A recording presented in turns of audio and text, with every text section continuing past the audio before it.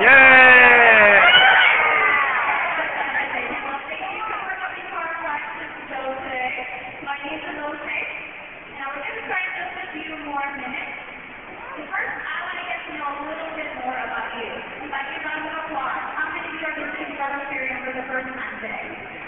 Yay!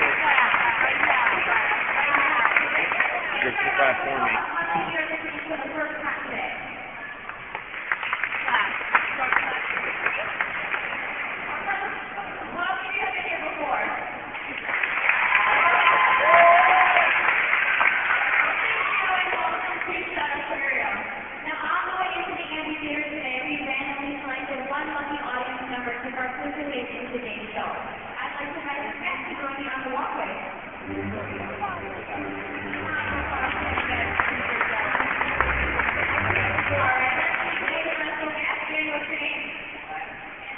Where are you from? Right. Next, here from Ohio is sending us the chance to be golf later in the show today. So please take your seat. We'll see you in just a moment. Let's do another big round of applause for Matt. Just 3 more minutes and the water show will begin. So before we get started, I have a couple more questions. First, this walkway we're standing right now is closed. There could be animals joining us on the walkway.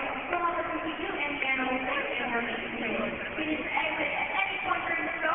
Please exit up the nearest staircase. I'd also like to ask that you get to our gift store today and put your hand before that eye up. Please remain participant in today's show as it can be distracting for our animals and for our trainers. Lastly, by show of hands, how many of you brought cameras today and plan on taking pictures during the show? Okay, great. Take as many photos as you'd like.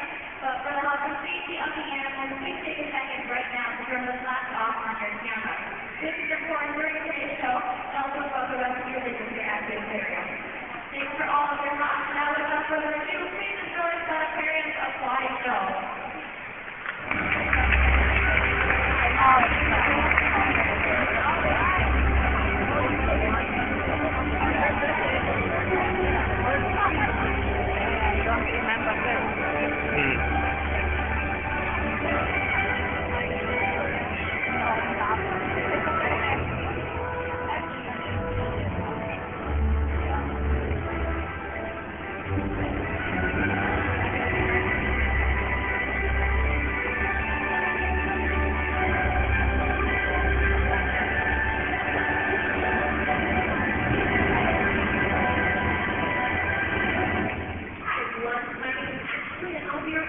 Today's show.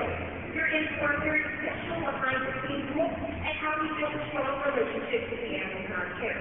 You'll see firsthand how we train and how the animal participation contributes to their health care and well-being. And now, ladies and gentlemen, please give a round of applause to our training team.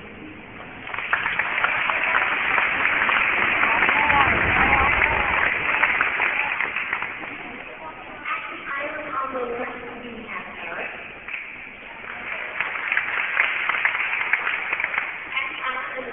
We have Kim. Down on the right, the ladies, April and Tracy. When the trainers are ready to begin, they blow their whistles. This specific website is also note that it's time to get started. You may also notice the trainers are holding different colored shapes. These shapes are like name tags for the animals, and they can turn around and find the unique shape that belongs to them.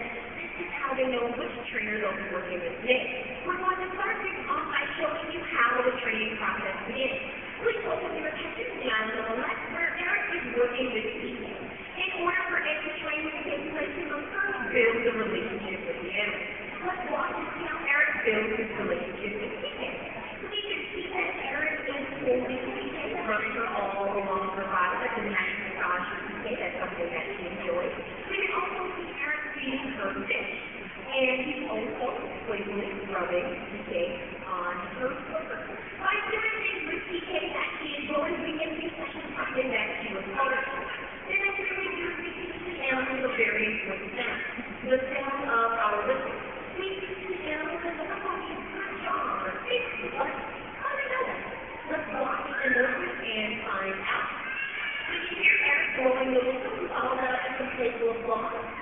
blows the whistle again while following that up with the fish.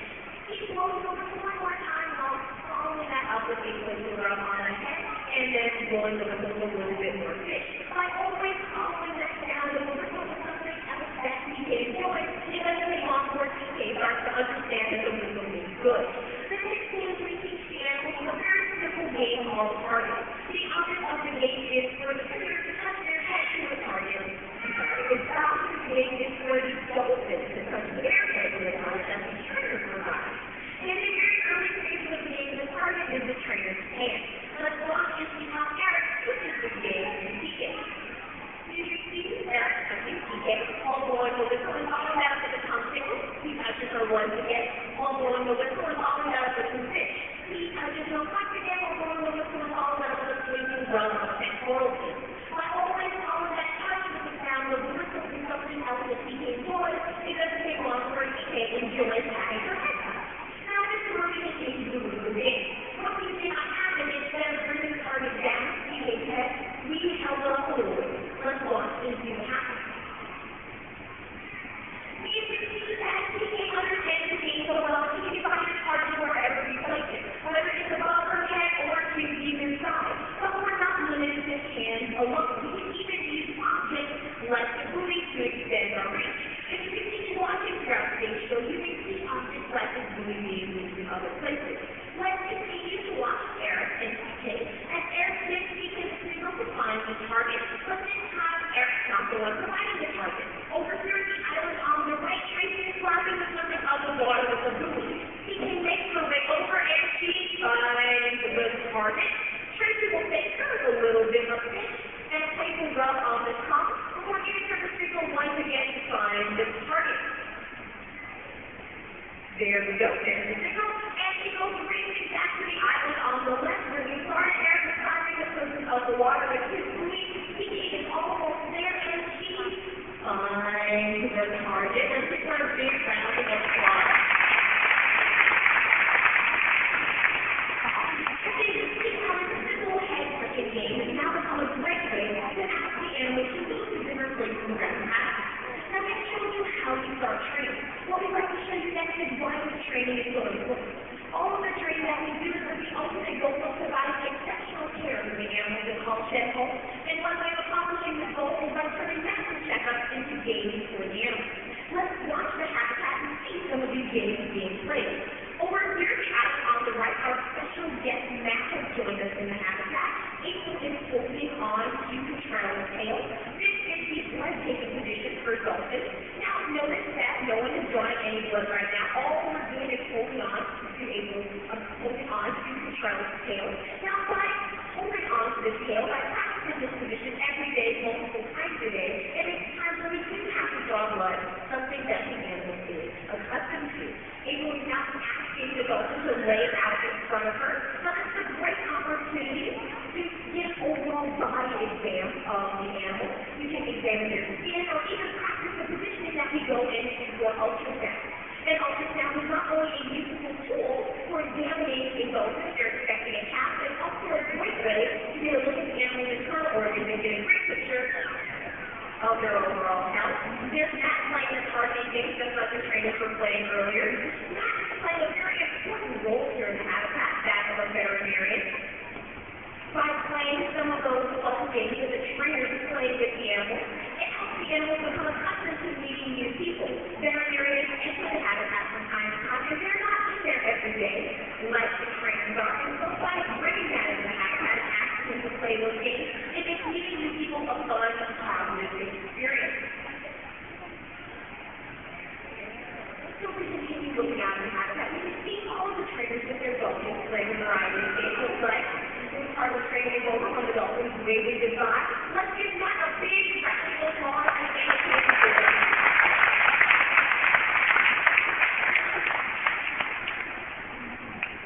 So before we say goodbye to the dolphins, I believe the dolphins have their special way of saying goodbye to us. Let's watch the habitat and see the blue whale, just like that dolphin, say goodbye.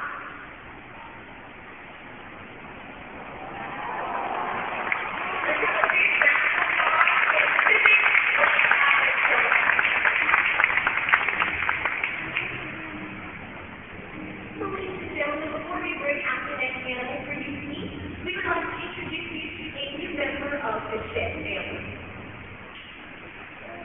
748 with a really touching rescue story. An infant peon was found stranded in California last month. She was saved and was quickly taken to Chicago's Shedd Aquarium, and that's where NBC's Kevin Simmons picks things up.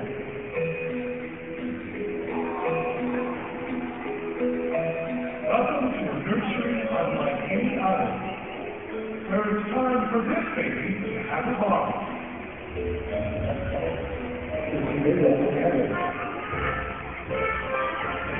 Ready to the 10-week-old, 13-pound bouncing baby southern peon. The orphan pup was found at the California beach last month. You know, the first few days if you walk the mom will probably very, very violent. The southern-born California sea otter is a threatened species, with fewer than 3,000 animals left in the wild. But lucky for Cayucos, she was rescued and brought to Chicago's Shedd Aquarium, one of the top marine mammal facilities in the world. And she seems to be adjusting just fine. She is a baby. They like to play, they like to explore, they like to sit in the distance. But baby otters, like baby humans, also need round-the-clock care. So the Shedd has a dozen surrogate moms to feed her and begin to teach her how to be an otter. The Shedd first started caring for otters in 1989 in the wake of the Exxon Valdez disaster. That's when she got her rescued. She's now the matriarch. She's 23 now. It's kind of like like that. But before Cayucos can hang with the grown-ups, she's got a lot to learn. What's the one? Like eating solid food while floating on her back. Watch out, those teeth are sharp. She also has to learn how to groom, and otter's thick coat has to be maintained for their very survival. And like most kids, when she doesn't get her way, she lets you know. Cayucos is a non-stop race here, and while she'll never be returned to the wild, she will teach scientists more about her species. And soon be delighted visitors, because like those babies, she's irresistibly cute. Kevin Simmons, NBC, Chicago.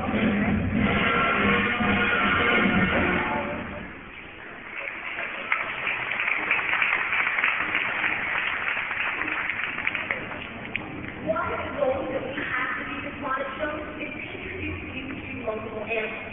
The next animal you are going to see is a California sea lion named Kai.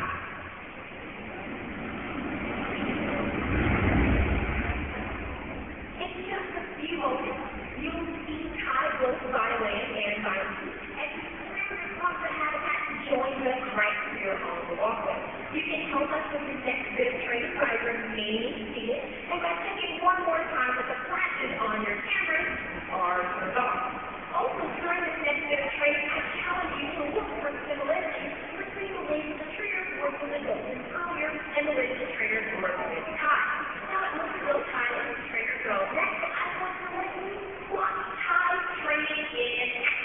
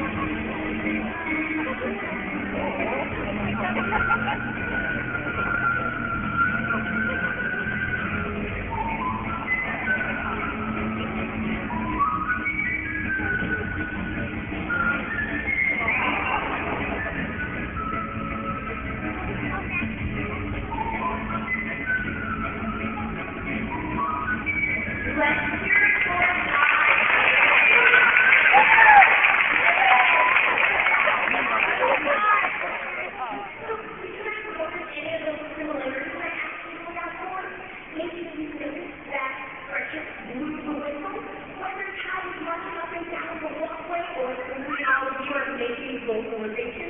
She was trying to let him know that he was doing a great job at pulling that whistle, beating his fish, or even just by using the word good. These are all ways to provide a tie and positive reinforcement. And now, ladies and gentlemen, we have a little bit more time left in today's show. Please join me in welcoming back the Pacific White Tie Coach.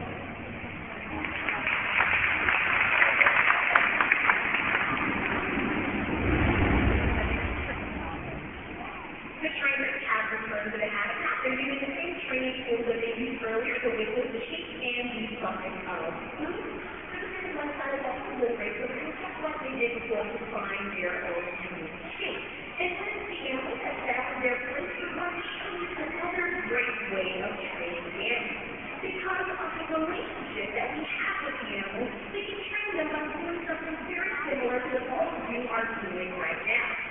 Just watching animals. Because on their own, they can do some pretty incredible things.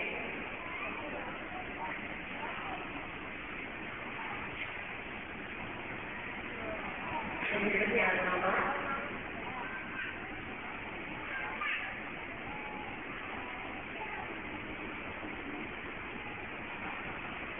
Look at the white side is always flat on the surface of the water with the tail. A great way to corral fish.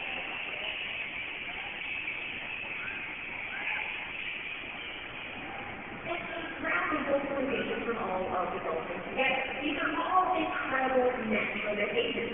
And when we see or hear incredible behaviors like these, people over whistle. Do you remember what the whistle means? That's right, it means good. And because of the relationship we have with the animals, when they know that they're doing something that's right, chances are they'll do it again. Then all we have to do is create a hand signal to ask for a particular behavior at a particular time. What we're going to show you next is how the whistle and the hand signals work together. Please focus your attention to the island on the right where April is working with the truck.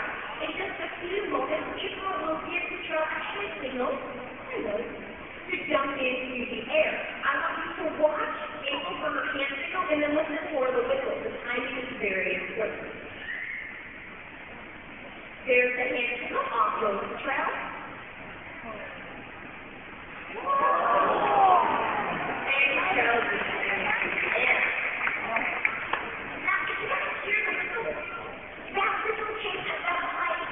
Of the trail jump. That lets us know that height was the most important part. But what if we blew a whistle at a different point? For example, when the trail's body hit the water and made a giant splash. That lets us know that splash is the most important part. And that's how we're going to soak the first 3 rows of the audience right here. Listen, we're not going to splash here. What we are going to do is change the timing of the whistle. So I want you to watch April once again, both her hand signal, and listen once again for how the timing of the whistle changes. There is the hand signal once again. There's 1 jump, 2 jumps, 3 jumps, and there's the whistle. Let's get the jump.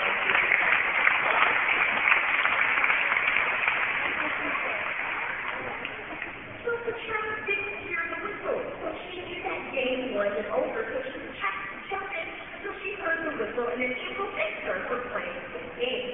Now we're going to show you another type of game that we play with animals. As you notice, on each of the islands there is a ball, and just a little while, we're going to see some of these balls in the water.